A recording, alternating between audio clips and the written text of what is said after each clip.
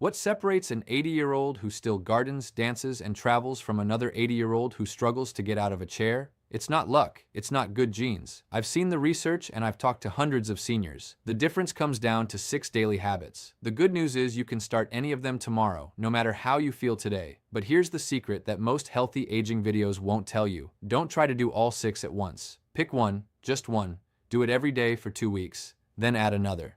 That's how real change happens, not through willpower, but through tiny, repeatable actions. Today I'm going to name all 6, show you the science behind each, and give you a simple action plan to start your first habit tomorrow morning. And I'll tell you the story of Richard, a 74-year-old who went from getting winded at his mailbox to hiking mountains, without a gym, without supplements, and without feeling overwhelmed. Let's start with the first habit. You've heard that walking is good for you 1,000 times, but here's what most people miss. A Harvard Medical School study followed over 8,000 men and women aged 65 and older for a full decade. Those who walked for just 15 minutes every day, not an hour, not a power walk, just a gentle 15 minutes, had a 22% lower risk of premature death compared to those who walked less than 15 minutes per week. That's huge. But the timing matters more than the distance. Walking within 60 minutes of waking up resets your internal clock, which is called your circadian rhythm. Morning light enters your eyes, travels to your brain's master clock, and tells your entire body that it's daytime and time to be awake. This improves your sleep that night. Better sleep starts with morning light. So the habit isn't just walk, it's walk within an hour of waking, for 15 minutes, at a pace where you can still talk but not sing. Now I can hear some of you saying, but my knees hurt. Let me address that right now. Walking on flat ground is one of the lowest impact activities there is.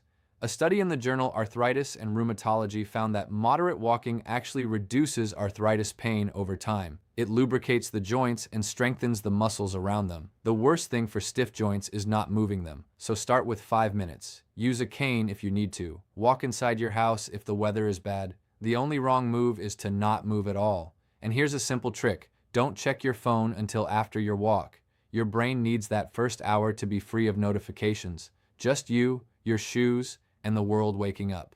If you can only do 5 minutes, do 5. If you miss a day, don't double it the next day, just do your 5 minutes again. Consistency beats intensity every time. Now let's move to habit number 2.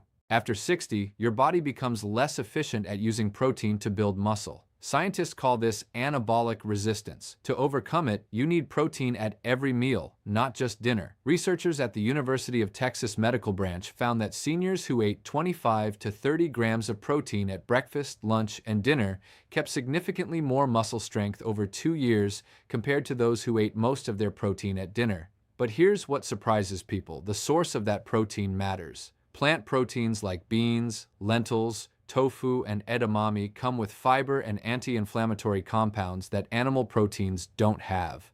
A 2020 study in the Journal of the American Heart Association showed that replacing just 1 serving of red meat with plant protein lowered heart disease risk by 19%. So here's the simple rule. At every meal, eat a palm-sized portion of protein. Make at least 2 of those meals plant-based. For breakfast, that could be Greek yogurt or a tofu scramble. For lunch, a lentil soup or chickpea salad. For dinner, beans and rice or a small piece of fish. And here's a critical detail. Eat your protein before your carbohydrates. A 2015 study in the journal Diabetes Care found that the same meal eaten in reverse order, protein first, then vegetables, then rice or bread, lowered post-meal blood sugar by nearly 40%. Same food, different order. That's not hard. That's just smart. Now I want to tell you about Richard. This is the story I promised you. Richard is 74 years old. 2 years ago, he couldn't walk to his mailbox without stopping to catch his breath. His wife had passed away, his kids lived across the country, and his doctor had just started him on blood pressure medication. Richard didn't try to change everything. He picked one habit from this list, the morning walk. He started with 5 minutes just to the end of his driveway and back. The first week, he felt silly. The second week, he noticed a neighbor waving at him. The third week, they started talking. By the end of month 2, they were walking together. By month 3, Richard was walking 30 minutes a day, had lost 12 pounds, and his blood pressure had dropped so much that his doctor reduced his medication. He didn't join a gym, he didn't buy expensive supplements, he just started walking. And then, without forcing it, he added habit number 2, protein at breakfast. Then habit number 3, 1 habit at a time. That's the only way this works. If Richard can do it, so can you. Let's go to habit number 3. This is the one that most people over 60 avoid because they think it requires heavy weights or a gym membership. It doesn't. I'm talking about body weight strength training. You don't need weights, you don't need a gym, your own body is enough. After 60, you lose about 1% of your muscle mass every year if you do no resistance training. That doesn't sound like much, but over 20 years, that's 20% of your strength, enough to make getting out of a chair a struggle. But here's the good news. A 2018 study in the journal Medicine and Science in Sports and Exercise found that seniors who did simple bodyweight exercises twice a week for 6 months increased their leg strength by 30%. That's the difference between needing a walker and walking unassisted. Here's your routine, and it takes only 10 minutes. Do 1 minute of seated leg lifts, sit upright in a sturdy chair, extend one leg straight out, hold for 2 seconds, lower slowly, and alternate legs. Do 1 minute of wall push-ups. Stand 2 feet from a wall, place your hands on the wall at shoulder height, lean in until your nose nearly touches the wall, then push back. Do 1 minute of squats while holding onto the back of a chair for balance. Do 1 minute of standing calf raises, holding the chair. Do 1 minute of glute bridges. Lie on your back with your knees bent and feet flat on the floor, then lift your hips toward the ceiling, squeeze your glutes, and lower. Then repeat the entire circuit once more. That's 10 minutes total. Do this every other day, not every day, because muscles need time to recover. On the off days, walk. What if you can't do a full squat? Hold the chair with both hands and go down only an inch. That's fine. What if wall push-ups hurt your wrists? Do them on a countertop instead, with your hands flat. Modify, don't quit. And you don't have to do all 5 exercises at once. You can scatter them through the day. Do calf raises while you brush your teeth. Do squats while you wait for your coffee to brew. Do wall push-ups during television commercials. A study from the University of British Columbia found that exercise snacks, which are short bursts of activity lasting 1 to 2 minutes, improve muscle function in seniors just as much as longer sessions. So if 10 minutes feels daunting, do 2 minutes 5 times a day. Same result. The only thing that doesn't work is doing nothing. Now, habit number 4. This one might surprise you because it has nothing to do with your body and everything to do with your brain. Your brain grows when you struggle, not when you succeed easily. A landmark study from the University of Texas at Dallas gave seniors different activities. One group did familiar tasks like crossword puzzles, which use existing knowledge. Another group learned something completely new like digital photography, quilting, or a new language. After 3 months, only the group that learned challenging new skills showed significant improvements in memory function. Their brains looked younger on fMRI scans. So the rule is, every day, spend 15 minutes on something that feels hard. Learn 3 phrases in a new language. Memorize a short poem. Try a new recipe without looking at the recipe. Do a 1,000-piece jigsaw puzzle. The actual activity doesn't matter. What matters is that you fail a little, then try again. That failure is what builds new neural connections. There's a protein in your brain called BDNF, which stands for brain-derived neurotrophic factor. Your brain releases it when you learn something novel, and it strengthens the connections between neurons. A study from the University of California, Irvine, found that just 10 days of learning a new skill raised BDNF levels by 30%. So stop doing the same crossword puzzle every morning. That's maintenance, not growth. You need novelty, and you don't have to be good at it. I'm not good at the ukulele, but I learned 1 chord a week. After 2 months, I could play a simple song badly, and my memory improved. The benefit comes from the attempt, not the mastery. So if you try to learn Spanish and you still can't say hello correctly after a week, you're still winning.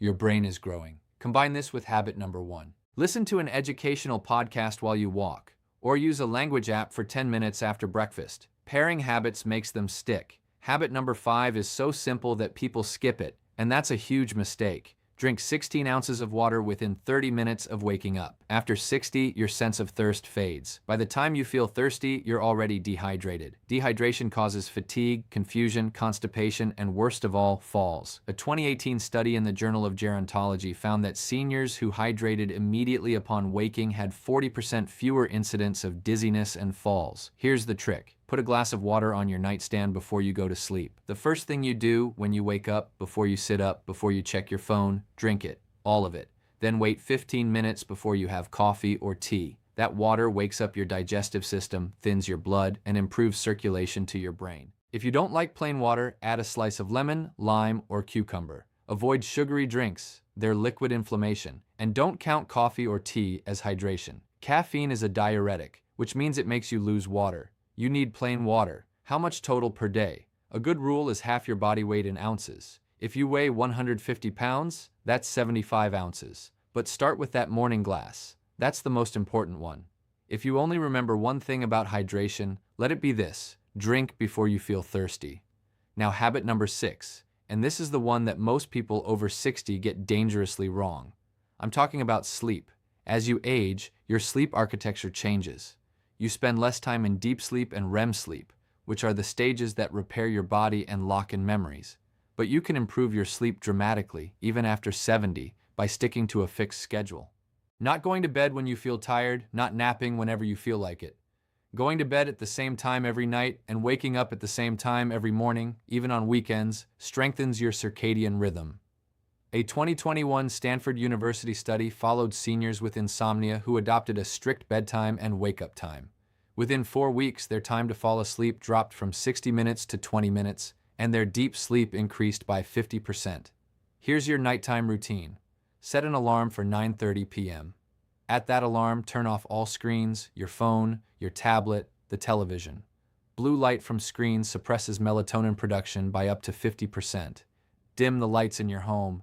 Do something calming. Read a paper book, listen to quiet music, stretch gently. Be in bed by 10 p.m., wake up at 6 a.m. Do this 7 days a week. What if you wake up at 2 a.m. and can't fall back asleep? Don't lie there tossing and turning. That creates an association between your bed and anxiety, which makes insomnia worse. Get up, go to a dimly lit room, read or do something calm until you feel sleepy again, then go back to bed. And here's why sleep is perhaps the most powerful habit on this list. During deep sleep, your brain's glymphatic system activates. Think of it as a washing machine for your brain. It flushes out toxins that build up during the day, including beta amyloid and tau proteins, which are linked to Alzheimer's disease.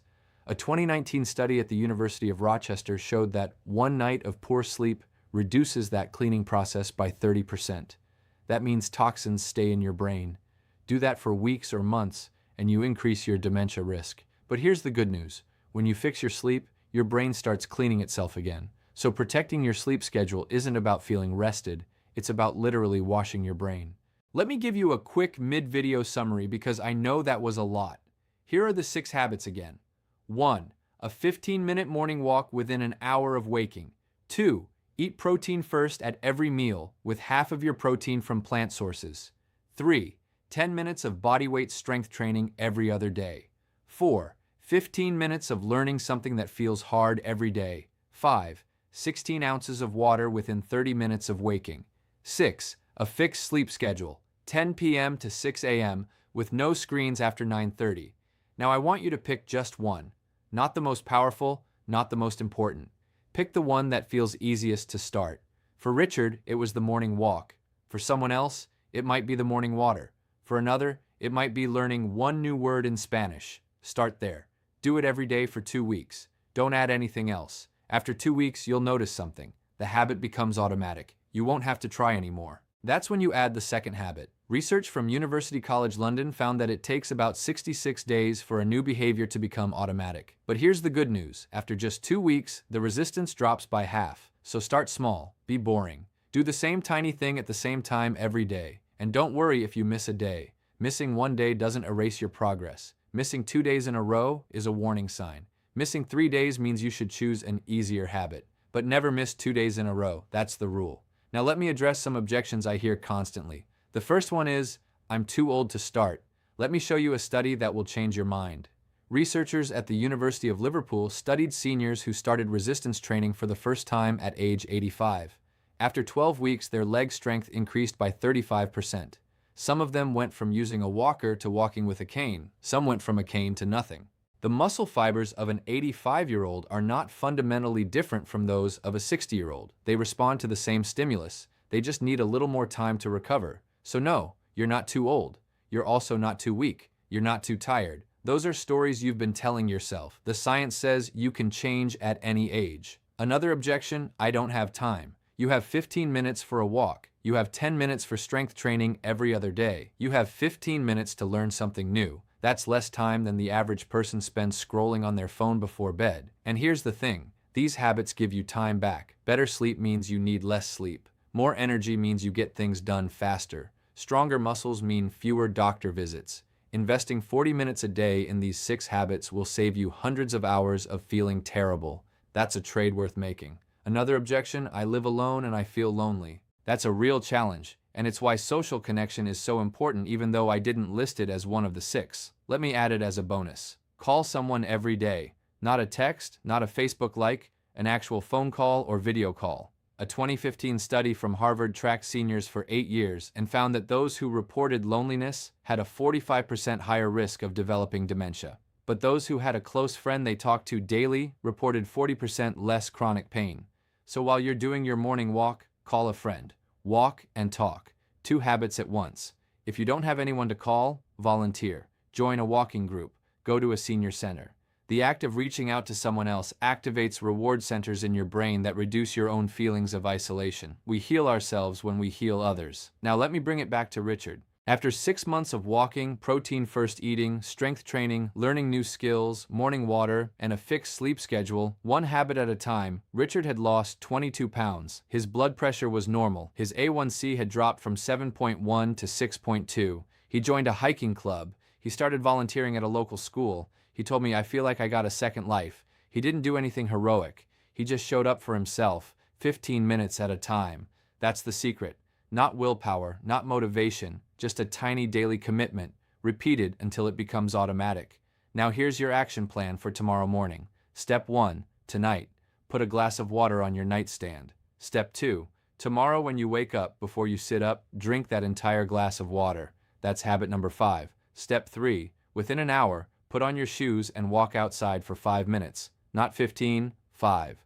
That's habit number 1, but smaller. Step 4, while you walk, think of 1 person you will call later today. That's your social connection bonus. Step 5, after your walk, eat breakfast with protein first. Eggs, yogurt, or tofu. That's habit number 2. 3 habits in the first hour of your day. That's not overwhelming, that's a morning routine. Now, I want you to do something right now. Go to the comments and tell me which of these 6 habits you're going to start tomorrow. Be specific. Don't just say, "I'll start walking." Say, "I will walk for 5 minutes after breakfast tomorrow morning." Writing it down makes it 42% more likely to happen. That's from a study in the British Journal of Health Psychology. I read every single comment, and if this video helped you, share it with a friend who needs a second life. Because the thumbnail is right. These 6 things, done daily, can keep you healthy. But only if you start. Not tomorrow, not next week. Tomorrow is today's tomorrow. Start today. Thank you for watching. Stay healthy, stay curious, and stay on your feet. I'll see you in the next video.